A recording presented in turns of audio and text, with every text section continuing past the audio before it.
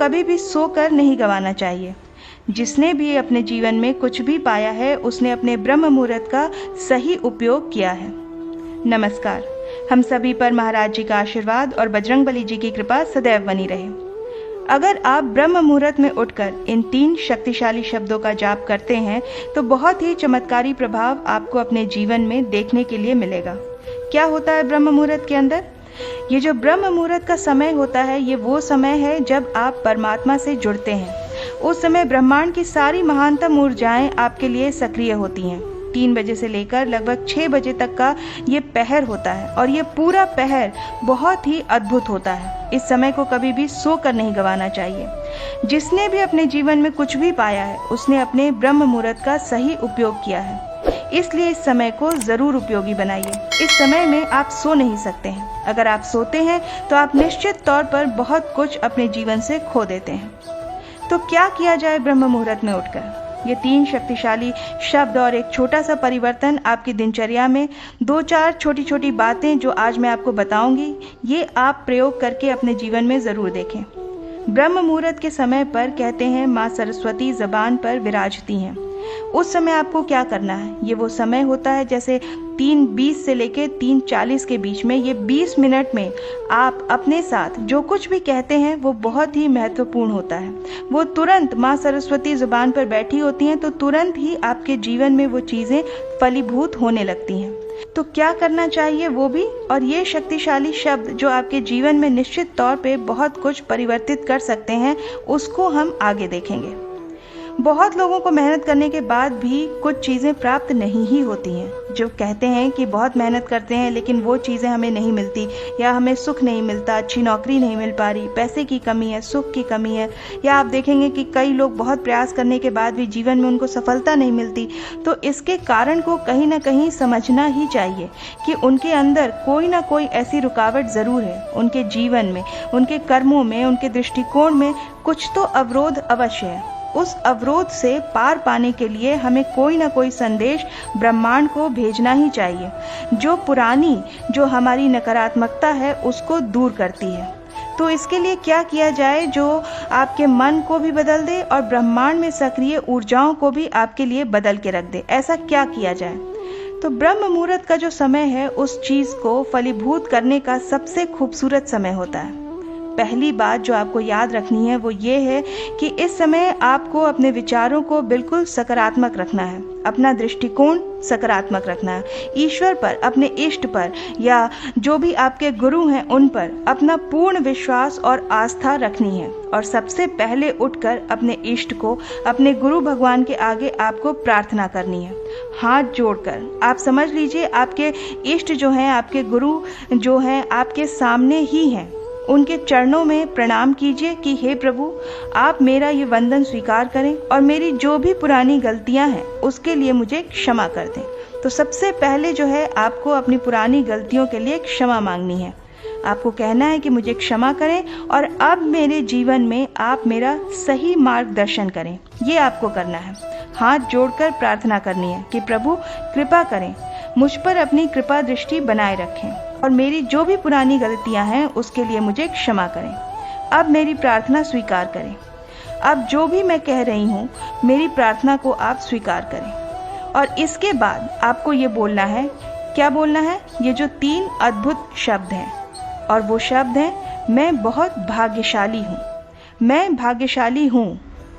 ये आपको कहना ही है, चाहे आप जिस भी परिस्थिति में हो, चाहे आपका कैसा भी समय चल रहा हो, आपको ये कहना ही है।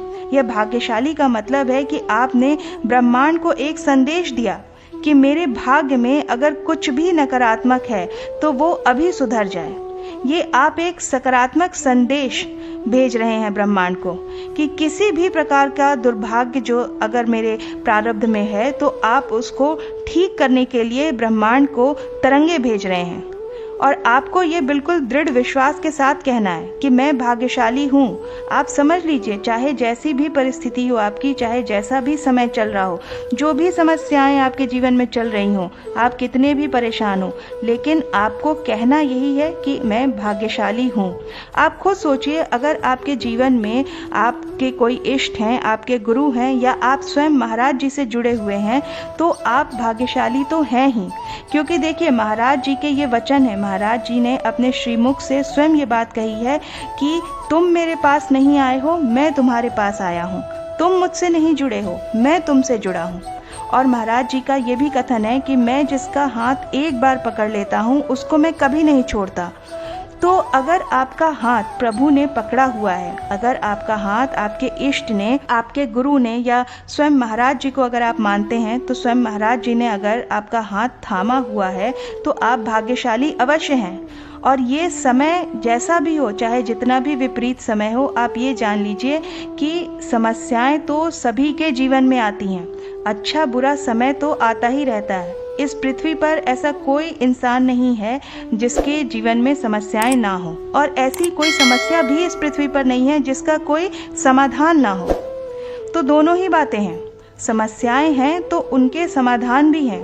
और हम ब्रह्मांड से यही मांग रहे हैं कि हमारी समस्याओं का आप मार्गदर्शन करें, हमें इन समस्याओं से आप बाहर निकालें। तो यही हमें करना है। ब्रह्म मुहूर्त में इस बात को आप कम से कम 21 बार बोलिए, मैं बहुत भाग्यशाली हूँ, मैं बहुत भाग्यशाली हूँ।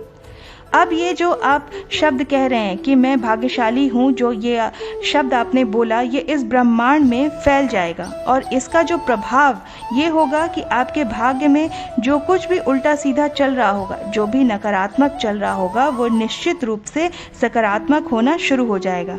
इससे पहले आपने अपने इष्ट को और अपने गुरु को साक्षी मानकर अपनी गलतियों के लिए माफ़ी मांग चुके होंगे, अपनी पुरानी गलतियों के लिए, अपने पुराने नकारात्मक विचारों के लिए, उन सब के लिए परमात्मा से आप माफ़ी मांगे, क्योंकि उसके बाद ही ये चीज़ें आपके लिए निश्चित तौर पर फलीभूत होंगी। आप इसके अलावा कोई और भी अपनी इच्छा परमात्मा से या इस ब्रह्मांड से कहना चाहें तो वो भी इस समय में ज़रूर कहें, अपनी बात को दोहराइए। लेकिन याद रखिए कि कम से कम 21 बार तो आपको ये बोलना ही है।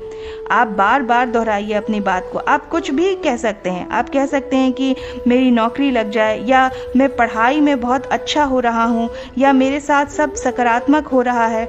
उसी बात को कम से कम 21 बार दोहराइए, पर इसमें बहुत सारी बातें मत जोड़ दीजिएगा। बस एक बार में 1 या 2 बातें ही, जैसे मैं बहुत भाग्यशाली हूँ, और इसके साथ जो भी आप चाहते हैं, जो भी आपकी इच्छा है, उस चीज़ को आप जोड़ सकते हैं, उसको भी 21 बार दोहराएं। बस इतना। ऐसा करके देखिए, आपको 2 से 3 दिन के अंदर अंदर बदलाव दिखने आरंभ हो जाएंगे। जो चीज़ आपने कही है वो आपके जीवन में धीरे धीरे घटित होनी शुरू हो जाएगी। भाग्यशाली शब्द की जो तरंगे हैं, जब ब्रह्मांड में इसकी ऊर्जा फैलती है, तो आपके अंदर ज़बरदस्त बदलाव आनी शुरू हो जाती है। तो निश्चित ही आपके अंदर ऐसे परिवर्तन आएंगे, जो भाग्य की कुंडी जो कहीं ना कहीं अटकी होगी, उससे आप बाहर निकलेंगे। तो ये एक मौका है, एक अवसर है, जो आप अपने आप को, अपने स्वयं को आप देते हैं, और आप ज़रूर दीजिए। इसे आप अवश्य ही प्रयोग कीजिए, इन महान शब्दों को, और अपने जीवन को बदलिए। और जो भी इसका परिणाम आता है, आप अपनी प्रतिक्रिया हमें कमेंट सेक्शन में लिखकर ज़रूर बताइए कि आपके जीवन में क्या परिणाम आया। एक बार में भी आपको बदलाव देखने मिल सकता है, एक दिन में भी परिणाम देखने को मिल सकता है। तो ये प्रयोग आप अपने जीवन में ज़रूर करिए, और अपनी प्रतिक्रिया हमें ज़रूर लिखकर बताइएगा। और अगर आप ये पूछें कि कितने दिन तक ये प्रयोग करना है, तो इस प्रयोग को आप कम से कम 11 दिन तक तो ज़रूर करिए। लेकिन पहले ही दिन से आप देखिएगा, पहले ही दिन से आपको अपने अंदर बदलाव अनुभव होने लगेगा। कम से कम 11 दिनों तक आप इसको ज़रूर करिएगा। आप बहुत कुछ इस ब्रह्मांड से अपने लिए ले सकते हैं। आशा करती हूँ कि आज का ये अंक आपकी साधना में और महाराज जी की भक्ति में सहायक सिद्ध होगा। इसी प्रार्थना के साथ मिलते हैं अगले अंक में। तब तक के लिए जय बाबा की। हरे राम राम राम